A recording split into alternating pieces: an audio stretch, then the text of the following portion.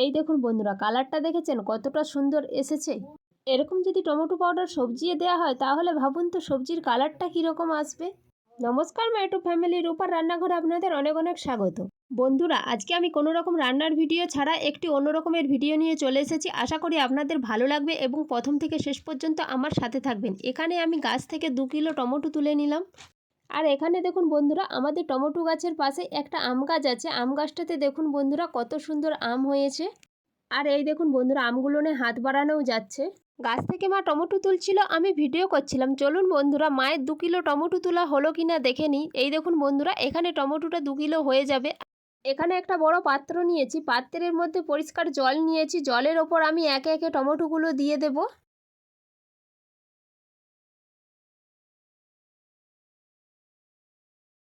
বন্ধুরা, আমাদের এই টমেটো গাছগুলো শীতের শেষে লাগানো হয়েছিল, সেজন্য এখনও এই গাছে টমেটো হচ্ছে।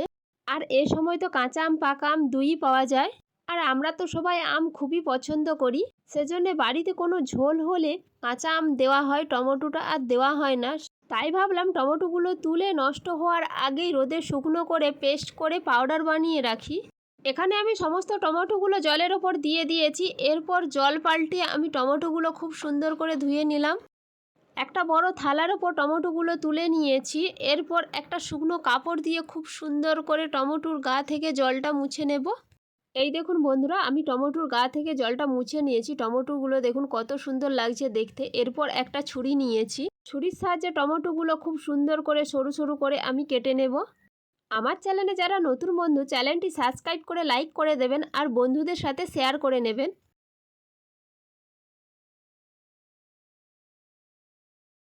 বন্ধুরা, আপনারাও যে কোনো সময় বাড়ির গাছ থেকে কিংবা বাজার থেকে কিনে নিয়ে এসে পরিষ্কার করে ঠিক এরকম ছুরির সাহায্যে কিংবা বঁটির সাহায্যে আপনারা সরু সরু করে কেটে রোদে দিয়ে শুকনো করে গ্রাইন্ডারে পেস্ট করে রাখবেন।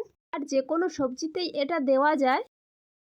সবজিতে যেমন টমেটো দিলে সবজির মধ্যে খুব সুন্দর একটা টেস্ট আসে, সেরকমই সবজিতে এই টমেটো পাউডারটা দিলেও খুব সুন্দর একটা টেস্ট আসবে।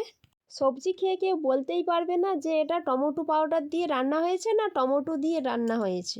তাই বলছি বন্ধুরা, বাড়িতে আপনারা একবার হলেও যে কোনো সময় এই পাকা টমেটোর পাউডারটা বানান। এখানে আমার প্রায় টমেটোগুলো কাটা হয়ে এসেছে। আমি টমেটোগুলো ঠিক এরকম সাইজে সরু সরু করে কেটে নিয়েছি। আর কাটা টমেটোগুলো দেখুন বন্ধুরা একটা প্লেটের মধ্যে তুলে নিয়েছি। এরপর আমি কাটা টমেটোগুলো নিয়ে রোদে চলে যাব। এই দেখুন বন্ধুরা, এখানে আমি প্লেট নিয়েছি, সরু সরু করে কেটে রাখা টমেটোগুলো প্লেটের ওপর ছড়িয়ে ছড়িয়ে দিচ্ছি।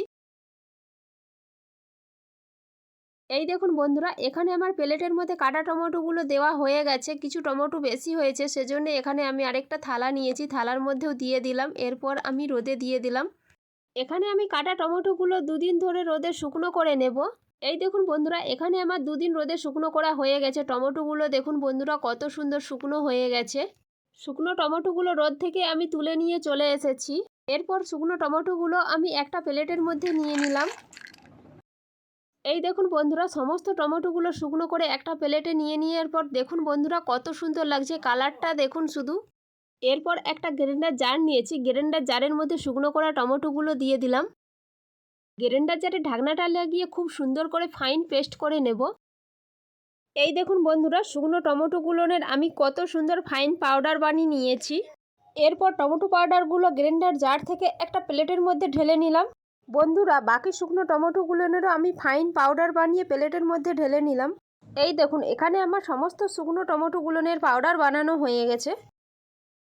বন্ধুরা, আমি এখানে 2 কিলো টমেটোর পাউডার বানিয়েছি, অনেকটাই হয়েছে। আপনারা চাইলে এর থেকে কমও করতে পারেন কিংবা এর থেকে বেশিও পাউডার বানাতে পারেন।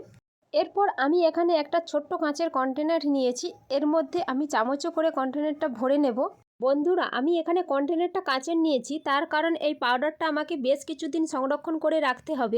কেননা এখন আমের সিজন চলছে আর বাড়ির সবারই যে কোনো ঝোল রান্না করলে কাঁচা আম দিয়ে বানালে সবাই পছন্দ করে। বন্ধুরা, আজকে আমার ভিডিওটি কেমন লেগেছে অবশ্যই কমেন্ট করে জানাবেন। আর সবাই ভালো থাকবেন, সুস্থ থাকবেন।